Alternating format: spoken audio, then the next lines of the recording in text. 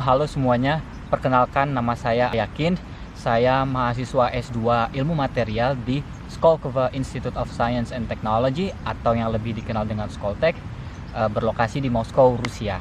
Pada kesempatan kali ini saya mau bercerita tentang Skoltech, kampus dengan nominal beasiswa terbesar se-Rusia, yang banyak anak-anak Indonesia yang belum tahu tentang kampus ini. Dan berhubung saya adalah mahasiswa Indonesia pertama dan satu-satunya sampai sekarang yang berada di Skoltech ini, jadi dalam video kali ini saya ingin bercerita kepada kalian tentang apa itu Skoltech, fasilitasnya seperti apa, proses seleksinya bagaimana, dan sebagainya. Jadi apa itu Skoltech? Skoltech adalah kampus baru yang berlokasi di Moskow, Rusia, yang didirikan setahu saya sih tahun 2011-an gitu. Dan kampus ini dari awal berdiri hingga sekarang menggandeng MIT, Massachusetts Institute of Technology dari US, menjadi partner riset mereka, partner belajar mereka, seperti itu. Kalau boleh saya bilang, Skoltech ini adalah kampus yang berbasis riset, dalam artian Skoltech ini menawarkan kepada mahasiswanya program S2 dan S3 dengan fokus ke arah riset di bidang sains dan teknologi. Skoltech banyak menawarkan berbagai program jurusan. Di sini saya akan menyebutkannya beberapa saja yang saya tahu. Contoh ilmu material yang saya pelajari, life science, data science, information technology, energy system, space science, petroleum engineering, dan banyak lainnya. Teman-teman bisa cek sendiri di website kampus Skoltech ini ada jurusan apa aja yang ditawarkan.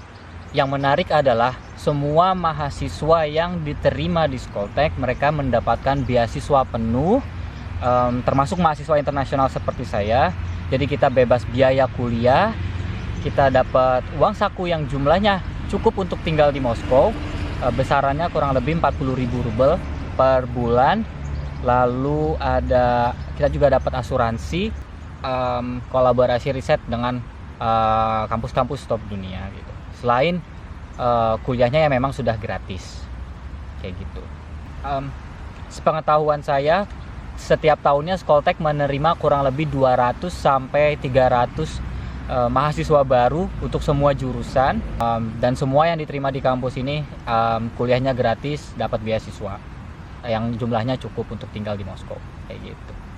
Lalu bagaimana proses seleksi dan tahapan dalam mendaftar kampus Skoltech ini? Yang pertama adalah seleksi berkas, di mana teman-teman harus mensubmit berkas aplikasi beasiswa kalian, beasiswa kampus kalian, di mana berkasnya ini bisa teman-teman cek di website Skoltech itu sendiri gitu. Seingat saya berkas-berkasnya itu masih secara umum, ijazah dan transkrip teman-teman yang sudah lulus baik dari S1 maupun S2 yang sudah diterjemahkan ke dalam bahasa Inggris. Lalu mereka minta TOEFL IBT dengan skor minimal 80 atau IELTS dengan skor minimal 6,0. Untuk detailnya sendiri teman-teman bisa cek di websitenya. Yang ketiga, mereka juga minta CV dari kita. Yang keempat adalah surat motivasi atau motivation letter yang kita tulis sendiri. Dan yang terakhir adalah surat rekomendasi dari dosen atau pembimbing kita selama di perkuliahan sebelumnya kayak gitu. Itu sih berkas secara umum untuk mendaftar di Skoltech. Jika berkas teman-teman memenuhi syarat dari pihak admisi kampus Skoltech, biasanya nanti teman-teman akan diundang untuk seleksi tahap kedua, yakni kita sebut tes online ya. Khususnya buat teman-teman yang di Indonesia, nanti akan ada tes online di mana teman-teman mengerjakan soal-soal lewat komputer, dan soalnya sendiri ada yang berkaitan dengan jurusan yang teman-teman daftar. Saya pribadi waktu itu soal-soalnya berkaitan dengan hitung-hitungan matematika sih kayak gitu.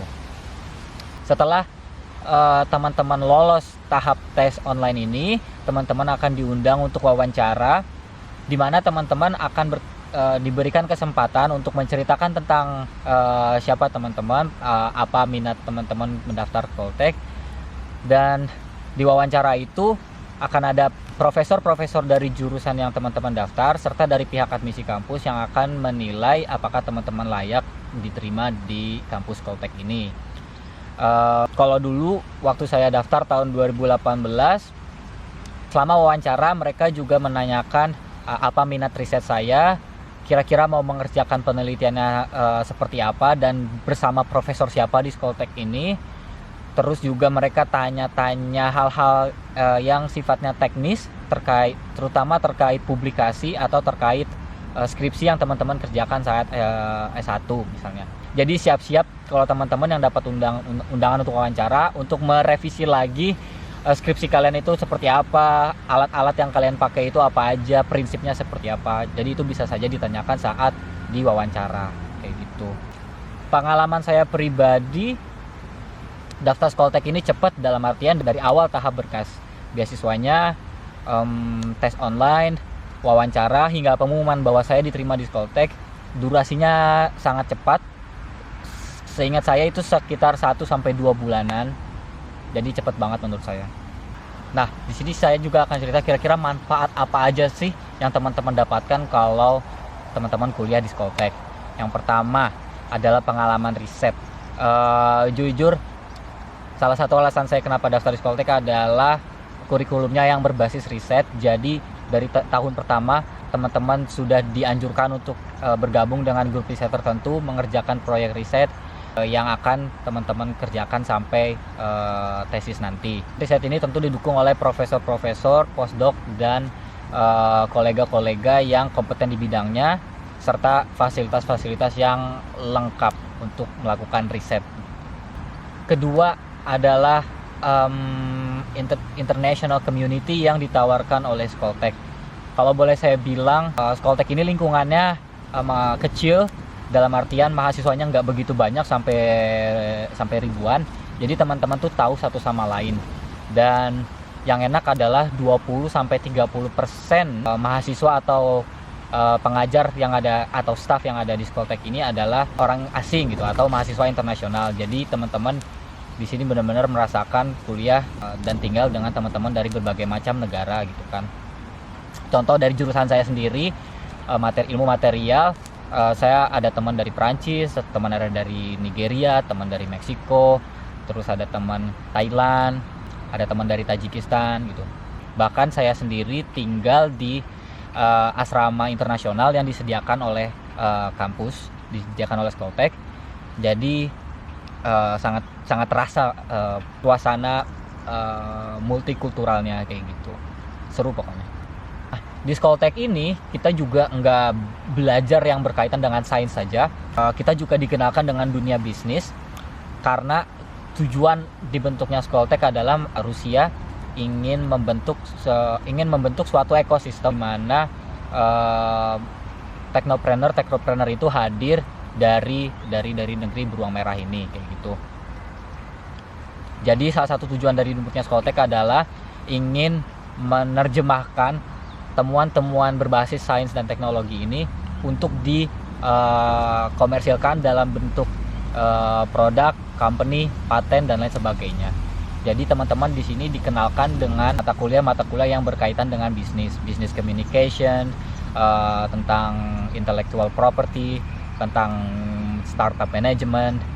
Bahkan di bulan pertama teman-teman diterima di Skoltech, teman-teman harus mengikuti namanya innovation workshop. Ini seru banget. Jadi teman-teman itu bakalan membuat grup dengan mahasiswa baru Skoltech lainnya, dan selama 1 bulan itu teman-teman harus membuat suatu produk dan membuat prototipe yang benar-benar jadi prototipe, dan harus membuat bisnis modelnya, harus mencari kliennya siapa, harus fundingnya itu dari mana. Pokoknya mengintegrasikan antara sains dan bisnis. Jadi nggak hanya fokus ke belajar, riset, nulis paper, dan lain sebagainya.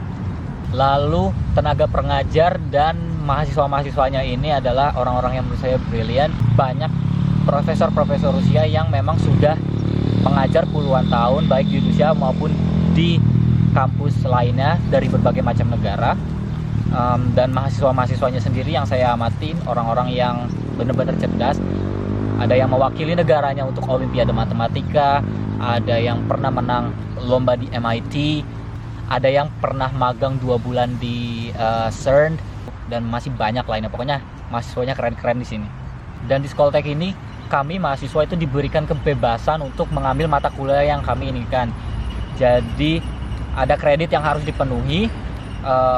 Sebagian kreditnya itu berkaitan dengan jurusan yang kita ambil, dan kredit sisanya itu bisa teman-teman ambil dari mata kuliah yang terkait dengan jurusan teman-teman atau mata kuliah dari jurusan lainnya, dan itu bebas saja. Contoh misalnya saya dari jurusan ilmu material, tapi saya bisa ngambil mata kuliah atau ngambil kredit dari jurusan teknik perminyakan atau data science. Jadi teman-teman diberikan kebebasan untuk mengambil mata kuliah dari berbagai macam jurusan, tergantung kebutuhan dan minat teman-teman. Selain itu, banyak sekali fasilitas-fasilitas yang nggak bisa saya sebutin satu-satu karena saking banyaknya, yang mendukung aktivitas belajar dan aktivitas belajar dan riset teman-teman. Contoh saya sendiri, karena saya bergabung dengan grup riset yang cukup besar, jadi saya dikasih ruang tertentu di mana saya bisa naruh barang-barang saya, di mana saya dikasih meja belajar, meja kerja sendiri di dalam kampus. Terus akses ke jurnal-jurnal internasional yang pastinya gratis, itu banyak banget. Kalau teman-teman membutuhkan laptop yang sekiranya mendukung untuk riset kalian, itu kalian bisa minta ke kampus, nanti kalian akan dipinjamkan dengan laptop dengan spesifikasi yang sesuai dengan kebutuhan teman-teman. Itu akan dipinjamkan selama 2 tahun, bayangin. Terus di kampusnya sendiri disediakan printer, sama kertasnya juga disediakan, jadi teman-teman bebas untuk ngeprint tugas kuliah, ngeprint jurnal, ngeprint buku, dan ini semuanya gratis. Belum lagi software-software yang dapat diakses oleh mahasiswa secara premium. Contoh misalnya saya pakai MATLAB, itu dapat akses gratis. Bahkan kampus menyediakan Grammarly, sebuah platform untuk mengoreksi bahasa Inggris kita, biasanya dipakai buat teman-teman yang lagi menulis jurnal, menulis tesis dan sebagainya, secara premium, dan itu gratis untuk mahasiswanya. Sampai sebegitunya fasilitas yang diberikan oleh Skoltek. Sekarang saya mau cerita pengalaman saya selama 2 tahun kuliah di Skoltek. Jadi buat teman-teman yang diterima di Skoltek, teman-teman akan langsung kuliah karena perkuliahannya itu dalam bahasa Inggris. Jadi semua tugas, buku-buku, jurnal-jurnal itu semuanya bahasa Inggris. Jadi teman-teman datang ke kampus langsung kuliah. Nah, kalau di Indonesia biasanya perkuliahan itu dibagi per semester. Satu semester itu biasanya 4-5 bulan. Nah, di Skoltek ini kita nyebutnya term 1, term 2 itu sama dengan 1 semester, term 3 dan term 4 itu sama dengan 1 semester. Jadi satu term itu biasanya isinya 2 bulan. Jadi selama 1 term itu teman-teman akan ngambil mata kuliah, biasanya sih 2-3 mata kuliah per term, yang akan dihabiskan dalam waktu 2 bulan aja, kayak gitu. Term 1 dan term 2 itu berlangsung dari bulan September sampai bulan Desember. Setelah itu teman-teman akan dapat libur Natal dan Tahun Baru selama 2 minggu. Setelah itu selama Januari dan Februari teman-teman akan melaksanakan yang namanya Independent Study Period. Masa dimana teman-teman itu mengambil perkuliahan yang tidak berkaitan dengan jurusan teman-teman, kayak gitu. Jadi biasanya Independent Study Period ini berkaitan dengan bahasa, budaya, dan sebagainya. Setelah teman-teman menyelesaikan tahun pertamanya di Skoltek, teman-teman itu akan melaksanakan yang namanya industrial immersion, atau mungkin disebutannya magang kali ya. Jadi magang ini adalah kesempatan untuk teman-teman mengaplikasikan ilmunya di perusahaan-perusahaan yang sudah disediakan oleh kampus. Jadi dalam hal ini pengalaman saya pribadi, saya dikirim dari kampus ini untuk magang di company yang berada di Novosibirsk, di kota lain yang di Rusia, selama kurang lebih 2 bulan. Dan teman-teman saya pun banyak yang dikirim ke kota-kota lain seperti di Saint Petersburg, dikirim ke Kazan, bahkan banyak yang dikirim ke negara-negara lain gitu. Ada teman saya yang ke European Space Agency di Jerman, ada yang ke company di Belanda, ada yang ke company di Prancis dan lain sebagainya. Itu semua disediakan oleh kampus, dan biasanya berkaitan dengan topik riset yang akan teman-teman lakukan. Jadi selama magang ini, fasilitas keberangkatan, tiket pesawat ke sana, akomodasi tempat tinggal teman-teman di sana, itu semuanya ditanggung oleh kampus. kayak gitu. Dan teman-teman masih mendapatkan uang saku bulanan yang setiap bulan dikirim oleh kampus Skoltech kayak gitu. Untuk perkuliahannya sendiri ya cukup menantang karena di sini kampusnya hanya untuk mahasiswa S2 S3, jadi mata kuliahnya itu kita dicampur aja mahasiswa S2 S3, jadi kita belajar dengan guru dan buku yang sama. Pengalaman yang saya alami di jurusan saya adalah pembelajaran yang basisnya itu benar-benar ke arah riset. Dalam artian tidak ada lagi ujian tertulis di mana teman-teman menghafal sesuatu, tapi ujiannya itu entah teman-teman mempresentasikan sesuatu, teman-teman punya mini riset yang dimana teman-teman harus mengerjakan suatu project di laboratorium dan harus menghasilkan sesuatu dari hasil riset tersebut, atau teman-teman membuat proposal riset yang akan teman-teman ujikan di depan profesor-profesor lainnya, atau yang paling mendekati dengan hafalan adalah ujian lisan. Jadi di mana teman-teman dikasih soal dan teman-teman diminta untuk menjelaskan suatu konsep tertentu gitu. Bahkan sempat kita dikasih suatu paper selama ujian ini. Selama ujian kita dikasih paper, kita diminta untuk membaca cepat dan menjelaskan ke profesor itu data apa yang disajikan oleh paper tersebut. Dan bagaimana cara kita menginterpretasikannya kayak gitu. Kalau tadi saya bilang manfaatnya, pasti banyak yang bertanya, jadi ini kampus nggak ada kekurangannya ya? Kalau menurut saya sih kampus ini udah bagus banget. Kalau dibilang kekurangan, mungkin saya akan bilang buat teman-teman yang peduli dengan namanya ranking kampus, mohon maaf, kampus ini mungkin nggak bakalan teman-teman temuin di website mainstream seperti top universities atau Times Higher Education dan lain sebagainya. Hal ini bukan karena Skoltech tidak bagus, itu karena Skoltech sendiri tidak ada untuk mahasiswa S1. Kekurangan kedua adalah mungkin bahasa Rusia teman-teman tidak akan semahir teman-teman yang kuliah di kampus-kampus Rusia lainnya, karena biasanya mereka akan ada persiapan 1 tahun. Tapi jangan khawatir, dari Skoltech sendiri akan menyediakan les bahasa Rusia secara gratis buat teman-teman internasional supaya ya paham-paham dikit lah gitu kan soal bahasa Rusia. Karena Skoltech ini terlalu bagus untuk tidak diisi teman-teman dari Indonesia, maka saya pribadi dengan senang hati bersedia untuk merevisi motivation letter teman-teman yang ingin mendaftar di Skoltech. Silakan teman-teman tulis di kolom komentar email teman-teman, nanti saya akan menghubungi teman-teman secara langsung. Karena saya ingin banyak mahasiswa Indonesia yang berkesempatan untuk kuliah di Skoltech ini. Terima kasih.